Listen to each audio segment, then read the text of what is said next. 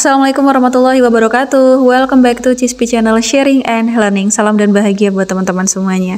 Oke, kali ini kalau biasanya saya bahas P3K, bahas tentang PPG guru tertentu ya dalam jabatan. Nah, kali ini mungkin ini juga banyak banget teman-teman yang tanya, banyak yang DM juga dan tanya saya di IG juga di TikTok, Kak kapan sih nanti untuk PPG Prajab gitu. Oke, kali ini aku akan share ke teman-teman informasi tentang syarat nanti ikut PPG Prajab, kemudian tahapan-tahapannya, langkahnya, seleksinya apa aja gitu ya. Karena kan PPG Prajab dan juga PPG guru tertentu itu beda gitu. Jadi PPG Prajab ini adalah nantinya untuk mempersiapkan teman-teman jadi calon guru gitu.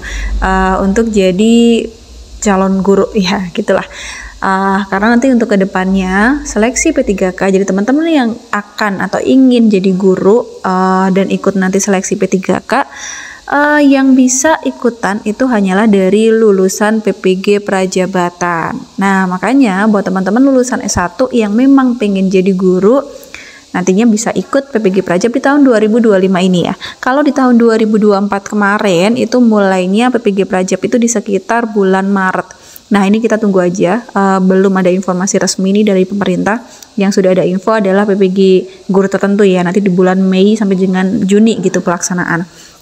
Nah kita tunggu aja, mungkin setelah lebaran ini akan ada informasi resmi kapan sih pelaksanaannya. Cuman teman-teman udah bisa mulai prepare dulu persiapan dengan tahu syaratnya apa aja. Jadi apakah teman-teman itu memenuhi syarat, kemudian tahapan-tahapannya apa aja, karena lumayan nih tahapannya ada beberapa step, nantinya ada kurang lebih 3 step gitu yang harus teman-teman lalui, kemudian nanti ada seleksi gitu. Nah sebelum lanjut jangan lupa teman-teman like video ini, subscribe dan juga nyalakan lonceng notifikasi supaya tidak ketinggalan update video selanjutnya. Follow juga ya Instagram dan juga TikTok aku di @cispi_47 @cispi_47. Dan ini dia syarat untuk seleksinya ya teman-teman ya.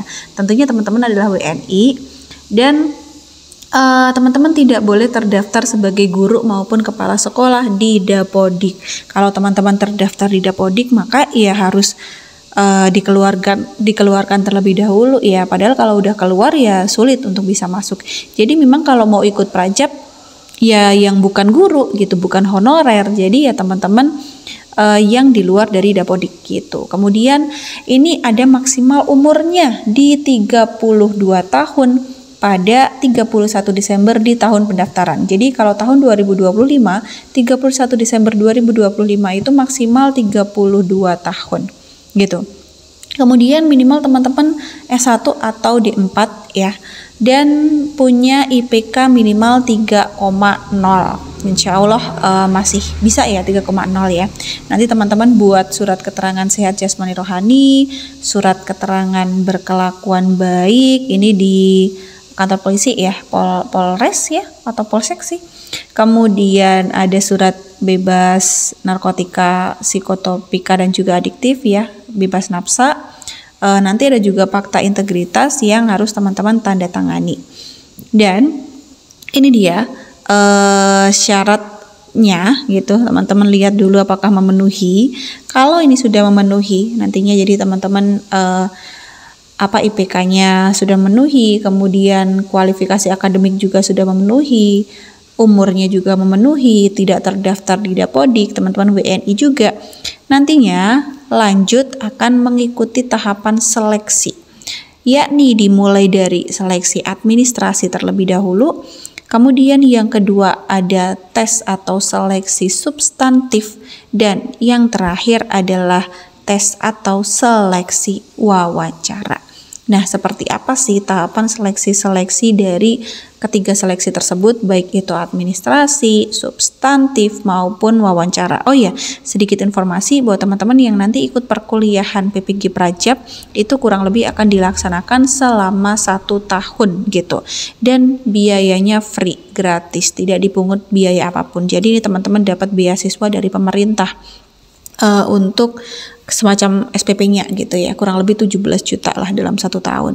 Tapi kalau untuk biaya misalkan biaya sehari-hari, mungkin teman-teman harus ngekos dan lain sebagainya, itu biaya pribadi ya, karena ini kan harus luring gitu teman-teman.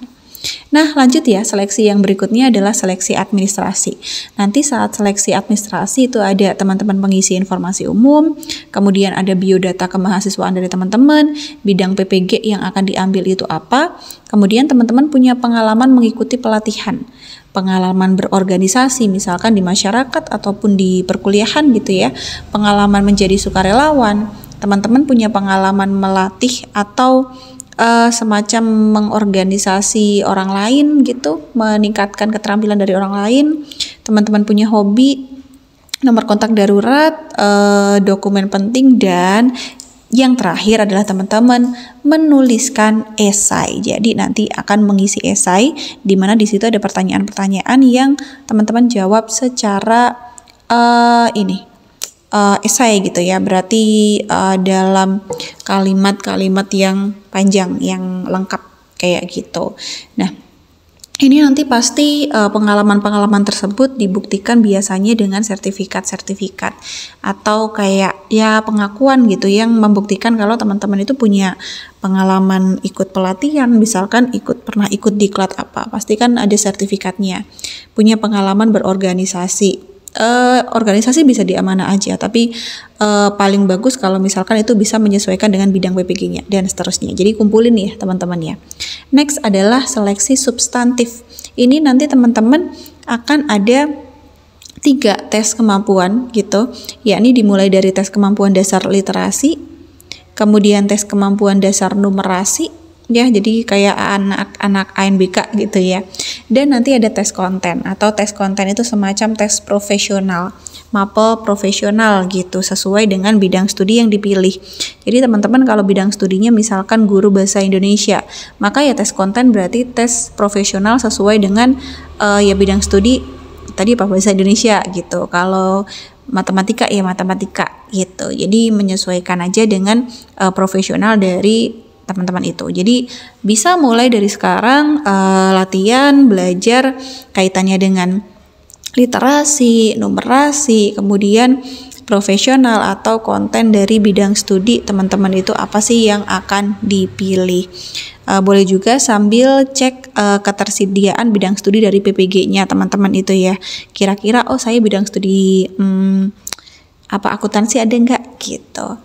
Kemudian terakhir adalah tes wawancara. Nah, kalau sudah tes substantif, jadi itu kayak gini, kayak administrasi, lolos berarti bisa ikutan tes substantif. Kemudian tes substantif lolos berarti terakhir adalah melakukan tes wawancara, di mana dilakukannya setelah tes substantif, dan peserta yang bisa ikut wawancara itu adalah peserta yang sudah lolos tes substantif tadi gitu. Kalau yang nggak lolos ya berarti tidak lanjut ke tes wawancara. Tes wawancara ini dilaksanakan secara daring ya teman-teman, atau online. Jadi itu syarat-syaratnya, kemudian seleksi atau tahapan-tahapannya ada 3 ya, yang mana ini semacam sistem gugur gitu. Jadi mantepin kalau teman-teman mau ikut PPG Prajab tahun ini, semoga berhasil ya. Good luck buat teman-teman semuanya. Oh ya, kalau ada tetangga, saudara, atau siapa yang mau ikutan bimbel P3K, PPG, bisa nanti hubungi WA yang aku sertakan ada di deskripsi. Sekian dulu informasi yang bisa aku sampaikan. Semoga bermanfaat buat teman-teman semuanya.